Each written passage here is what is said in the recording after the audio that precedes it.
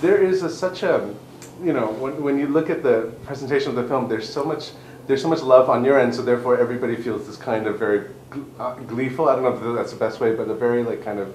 So when you were directing this, would you find this one of your more light-hearted shoots, or did you feel that this was?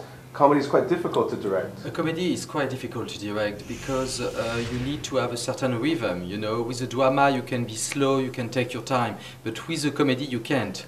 You have always to go straight to the point, to be funny, and the audience should not think too much, because if they think too much, they think, what is this strange story? So you have to go quick all the time. So it's quite difficult, but at the same time it's a film about pleasure, and we took a lot of pleasure during the shooting because it was very funny to work again with Catherine in such a part, because she's so different of the part of Potiche, and she makes a real composition. So we had a lot of fun actually during the shooting, even if sometimes it was quite difficult because I had to keep this rhythm. For those of us who don't speak French very well, what is the definition of a potiche? A potiche is an object with no value. It's a kind of vase you can put on a shelter or somewhere, and you don't really care. And it's a concrete definition of the word, but there is a second abstract definition.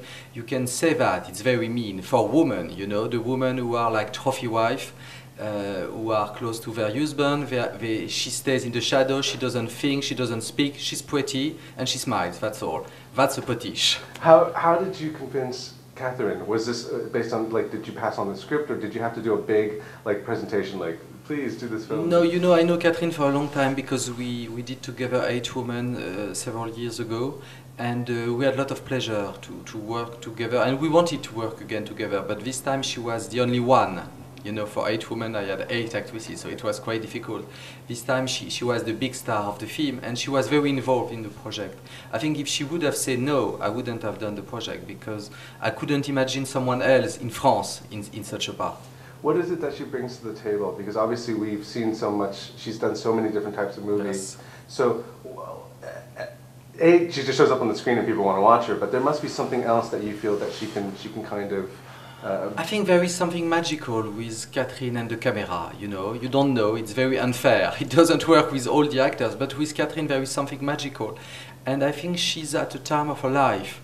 She feels totally free, you know. She doesn't care of anything. She has done so many things. We know she's a big star, we know she's a big actress, so she just wants to have fun and pleasure. So I think now her career follows her desire and her envy to try different things, to take risks. And that's great, because it's quite surprising to see such a grande dame in a film like Potiche. Then for you to direct her, I mean, there must be a moment where you're like, I'm directing Catherine. I mean, how do you break the like fanboy versus the you know, like, to give? How does one give direction to her? Do you feel? I mean, obviously you're friends. I feel very comfortable with her because she likes director, she likes the mise en scène. She wants to be close to the director. She wants to know in which way you want to go. She wants to be close to you because she was used to working with so many great directors like Louis Buñuel, Polanski, Truffaut. So she loves directors. So when she feels there is something strong in front of her, who has a real opinion about the film, about his will, she follows you and she's with you. And because she's very clever, she just tries to go in the direction of the film. You're one of those very prolific directors in the sense that it feels like every year you have a movie. I'm sorry. No, it's wonderful. And in this day and age, it's actually quite difficult to get films made. And I'm not sure if it's the same still in France and stuff. So if you can maybe talk about the state of funding for movies, and also how have you managed it seems like to overcome, it's really difficult.